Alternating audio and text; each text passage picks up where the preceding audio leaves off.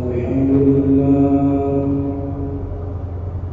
نحمده ونستعينه ونستغفره ونستنصره ونؤمن به ونتوكل عليه ونعوذ بالله من شرور أنفسنا ومن سيئات أعمالنا من يهده الله فلا مضل له ومن يضلل فلا هادي له ونشهد أن لا إله إلا الله وحده لا شريك له ونشهد أن سيدنا وسندنا وشفيعنا وحبيبنا ومولانا محمد وعلى آله وأصحابه وبارك وسلم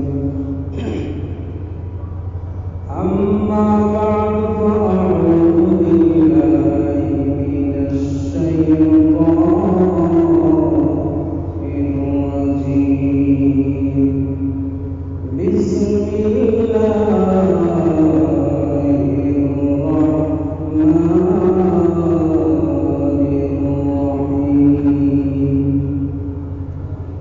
فمن يعمل مثقال ذرة خيرا يره ومن يعمل مثقال ذرة شرا يره أو كما قال الله تعالى في شأن حبيبه إن الله وملائكته يصلون على النبي يا أيها الذين آمنوا صلوا عليه وسلموا تسليما اللهم صل على محمد وعلى آل محمد كما صليت على إبراهيم وعلى آل إبراهيم إنك حميد مجيد اللهم بارك على محمد وعلى آل محمد كما باركت على إبراهيم وعلى آل إبراهيم إنك حميد مجيد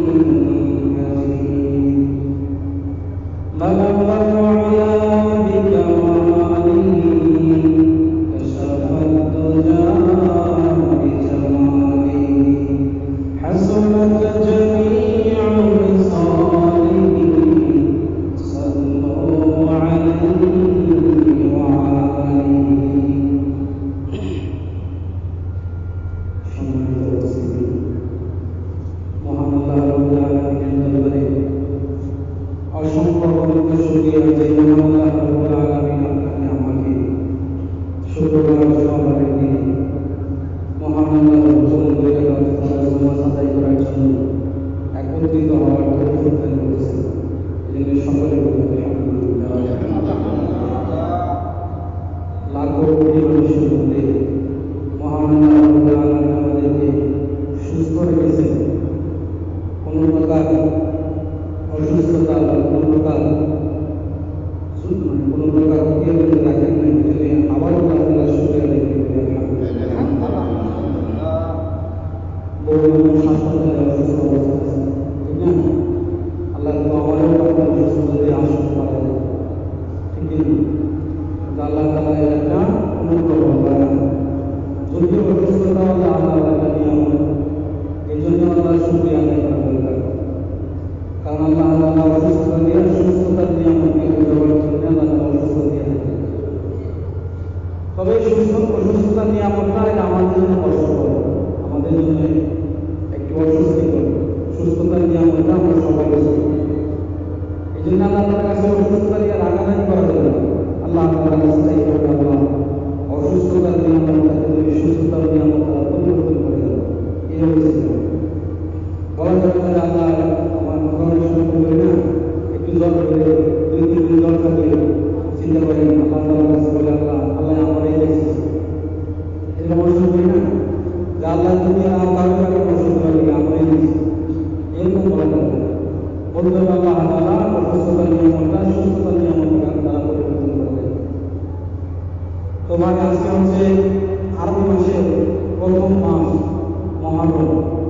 মহরম মাসের আজকে 1 তারিখ প্রথম, মানে হচ্ছে আরবি মাসের বলে গেলে বছরের প্রথম দিন।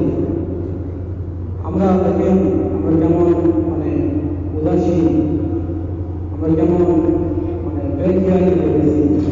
বাংলা মাসে যখন প্রথম দিন আসে পয়লা বৈশাখ, চারিদিকে কথা বলছি না।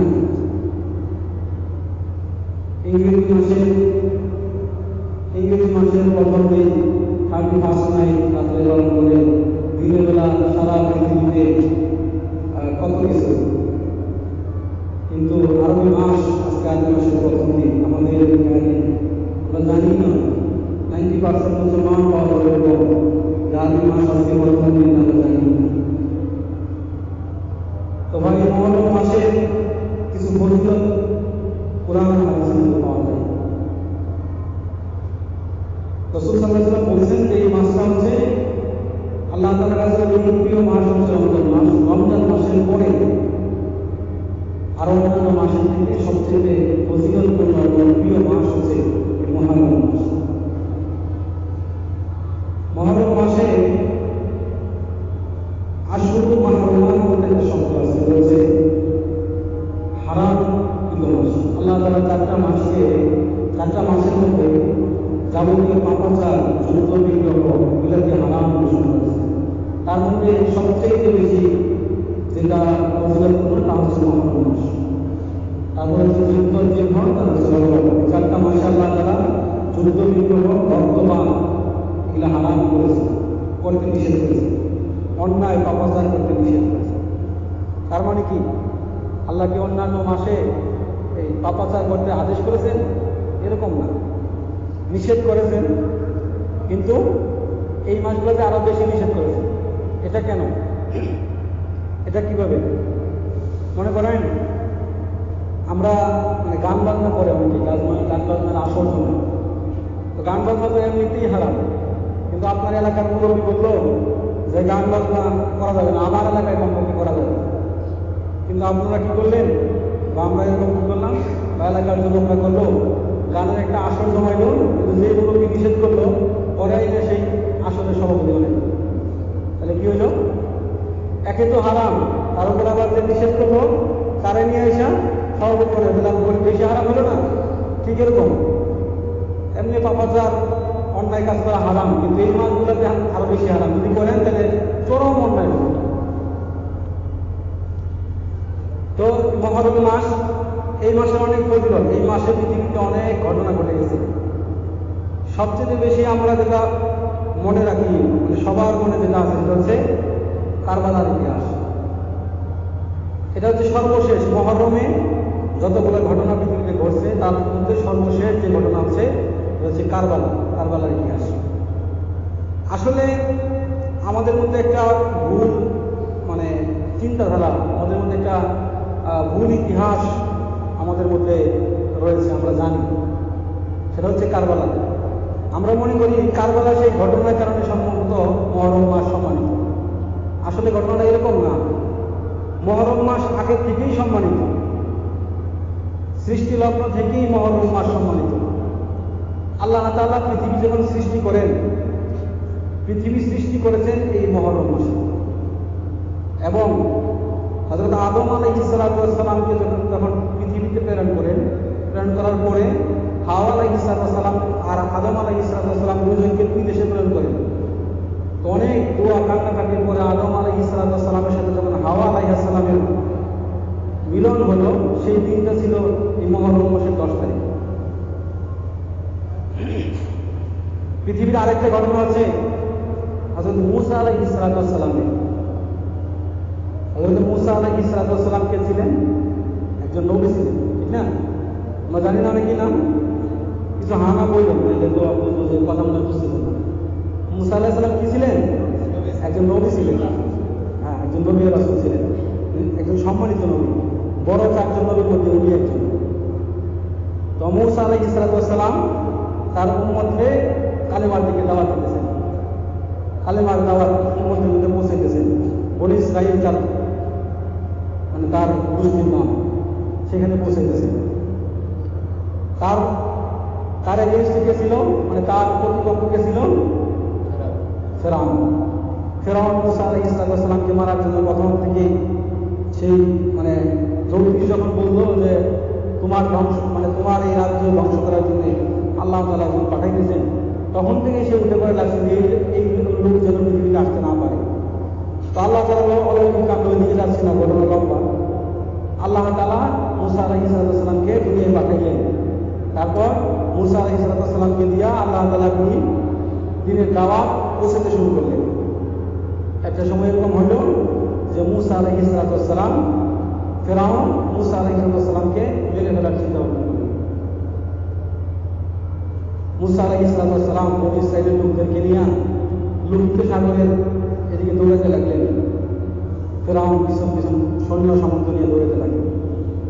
এক পর্যায়ে আল্লাহ তাআলা লোহিত সাগরের মাঝখান দিয়ে রাস্তা করে দিলেন। এই ঘটনা আমরা সকলেই জানি, ঠিক না?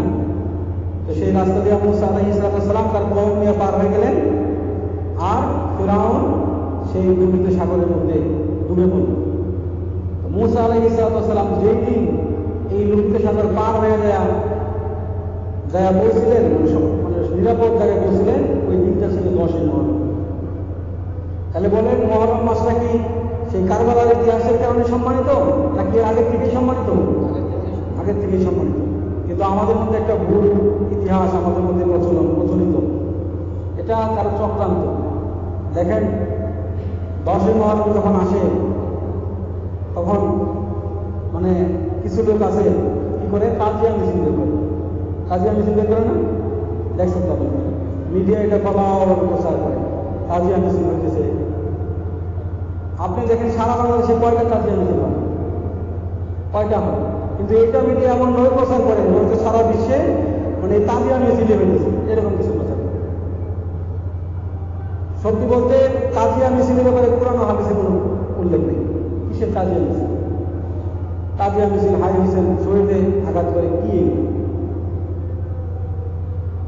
একটাও দেখছেন কোনো হুজুর দেখছেন এই তাজিয়া মিছিলের মধ্যে আছে? কোনো মাদ্রাসার মধ্যে দেখছেন তাজিয়া মিছিল আছে? নাই। তাহলে এগুলো কারা করে? এগুলো আসলে মুসলমানদের কেউ না। মুসলমানের বাচ্চা কখন তাজিয়া মিছিল করতে পারে? এরা ইসলামের কেউ না, মুসলমানের কেউ না, এরা ইহুদি খ্রিস্টানের দালাল। এগুলা মুসলমানের মধ্যে বিভ্রান্ত ছড়ানোর কারণে, মানে বিভ্রান্ত ছড়ানোর উদ্দেশ্যে তাজিয়া মিছিল করে, এই হাই হোসেন রব করে। কোন মুসলমান এই তাজিয়া মিছিলে শরীক হতে পারে না। মুহররম মাসে আল্লাহ তাআলা যুদ্ধ বিগ্রহ, তারপর আপনার পাপাচার অন্যায় করতে নিষেধ করেছেন।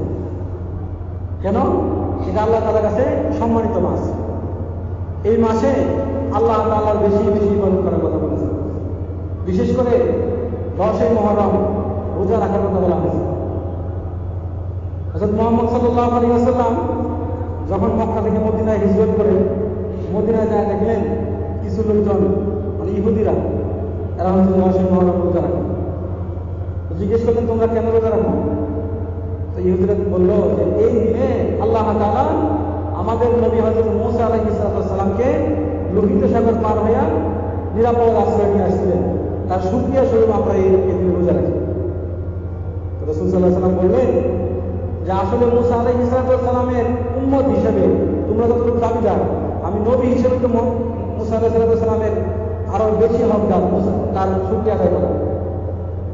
আমি বেশি হকদার, কারণ ইহুদিরা মুসা আলাইহিস সালামকে মানে, তার মধ্যেও মানে মুসা আলাইহিস সালামের সব কথা মানে, ঠিক না?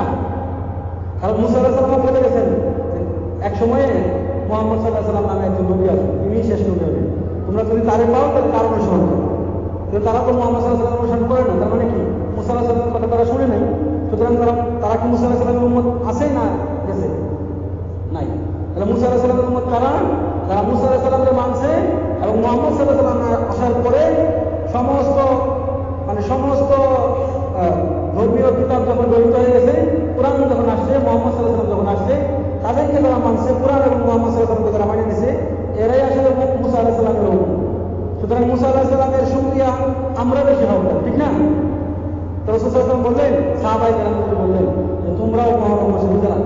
কিন্তু তোমরা ইহুদিরা যেরকম একদিন রোজা রাখে আমরা এরকম একদিন রোজা রাখবো, আমরা হচ্ছে 2 দিন রোজা রাখবো।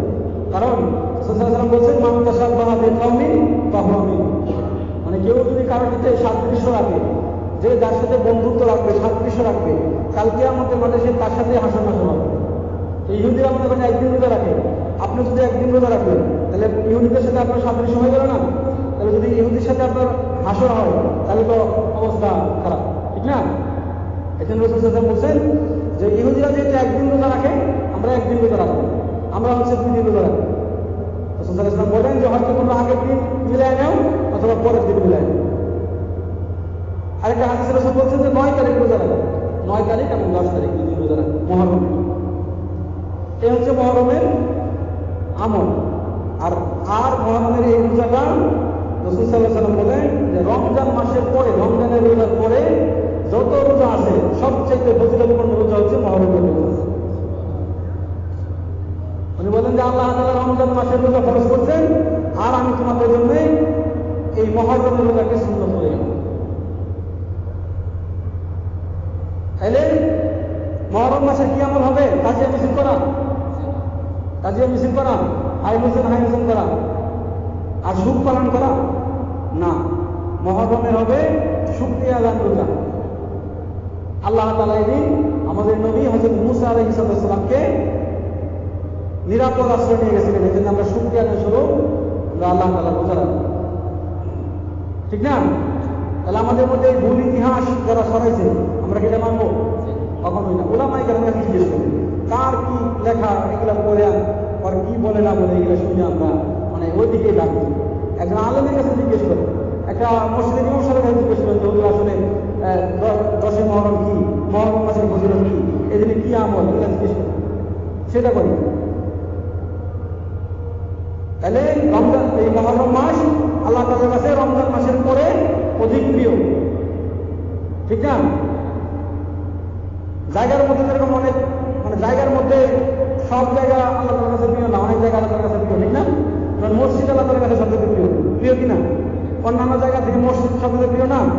আবার অন্যান্য সকল মসজিদ থেকে বাইতুল্লাহ আল্লাহ তাআলার ঘর আল্লাহ তাআলার কাছে সবচেয়ে প্রিয়, ঠিক না? এরকম সময়ের মধ্যে, মাসের মধ্যে, বছরের মধ্যে মুহররম মাস রমজান মাসের পরে আল্লাহ তাআলার কাছে সবচেয়ে প্রিয়। সুতরাং এই মাসে আমাদের কি উচিত হবে? বেশি বেশি আমল করা। রাসূল সাল্লাল্লাহু আলাইহি ওয়াসাল্লাম একটা হাদিসের মধ্যে বলছেন মুহররম মাসে যদি কেউ রোজা রাখে, মুহররমের 10 তারিখে মানে আশুরার দিনে যদি কেউ রোজা রাখে, 2টা রোজা যদি কেউ রাখে, আল্লাহ তাআলা মানে রাসূল সাল্লাল্লাহু আলাইহি ওয়াসাল্লাম আশঙ্কা প্রকাশ করেন, রাসূল সাল্লাল্লাহু আলাইহি ওয়াসাল্লাম আশা প্রকাশ করেন যে আল্লাহ তাআলা তার বিগত 1 বছরের সমস্ত গুনাহ আল্লাহ তাআলা মাফ করে দিয়েছেন। মানে সগীরা গুনাহগুলো আল্লাহ মাফ করে, আর কবিরা গুনাহ তো তওবা ছাড়া মাফ হয় না, কবিরা গুনাহ তওবা ছাড়া মাফ হয় না। কিন্তু আমরা সগীরা গুনাহ তো করি কম, কবিরা গুনাহগুলোই বেশি করি। কবিরা গুনাহ করি আর মানে গুনাহটাকে গুনাহও মনে করি না, এরকম হবে, ঠিক না? তাহলে তওবা ইস্তেগফারও বেশি বেশি করতে হবে। রোজা রাখবেন, তওবা ইস্তেগফার বেশি বেশি করবেন। এবং এই মুহররমের এগুলো হচ্ছে আমল। আল্লাহ তাআলা আমাদের সকলকে মুহররমের ফজিলত জেনে, মুহররমের আপনার কি ইবাদত আছে সেটা জেনে ইবাদত করার তৌফিক আল্লাহ তাআলা আমাদের সকলকে দান করুন। সকলকে নাম আমা আলাইহি যারা কাছে বই পড়বেন